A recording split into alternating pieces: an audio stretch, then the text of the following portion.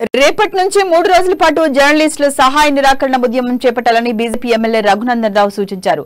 కామారెడ్డి జిల్లా కేంద్రంలోని Telangana journalist union చేపట్టిన నిరసన దీక్షలో ఎమ్మెల్యే పాల్గొన్నారు.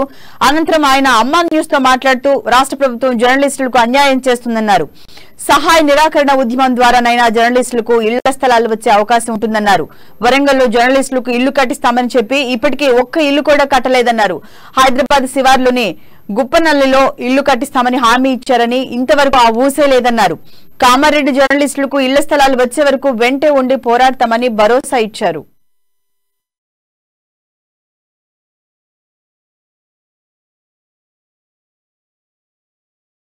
ఇటీవల పోలీసులు జర్నలిస్టుల పట్ల, వ్యతిరేక వార్తలు రాస్తున్నటువంటి ఛానళ్ల పట్ల, యూట్యూబ్ నిర్వాహకుల పట్ల, ప్రింట్ ఎలక్ట్రానిక్ మీడియాలో పనిచేస్తున్నటువంటి అనేక మంది పట్ల కక్షపూరితమైనటువంటి చర్యలను చేపడతా ఉన్నారు. సుప్రీంకోర్టు పలు దఫాలుగా చాలా స్పష్టంగా చెప్పినటువంటి అంశం ఏంటంటే 7 సంవత్సరాల కంటే తక్కువ శిక్ష పడేటువంటి నేరాలలో లేదా ఫేస్బుక్లు, యూట్యూబ్ ఛానళ్లు, సోషల్ మీడియాలో వచ్చినటువంటి వార్తల పట్ల ఎలాంటి ఎఫ్ఐఆర్ను నమోదు చేయరాదని, అరెస్టులని చేయకూడదని సుప్రీంకోర్టు డైరెక్షన్స్ ఉన్నప్పటికీ కూడా తెలంగాణ పోలీసులు అత్యుత్సాహాన్ని చూపిస్తా ఉన్నారు. ఇటీవల ఆదిలాబాద్ జిల్లాకు సంబంధించినటువంటి పోలీసు అధికారులు అమ్మా న్యూస్ ఛానల్ కి సంబంధించినటువంటి శ్రీనివాస్ రెడ్డి గారు, వారి కుటుంబ సభ్యులందరికీ కూడా, అమ్మా నాన్నతో పాటు డైరెక్టర్లు ఉన్న అందరికీ కూడా నోటీసులు ఇచ్చి మీరు వచ్చి రాష్ట్ర ప్రభుత్వానికి వ్యతిరేకంగా వార్తలు రాస్తున్నందుకు సంజాయిషి ఇవ్వాలని పిలవడం అనేది ప్రజాస్వామ్య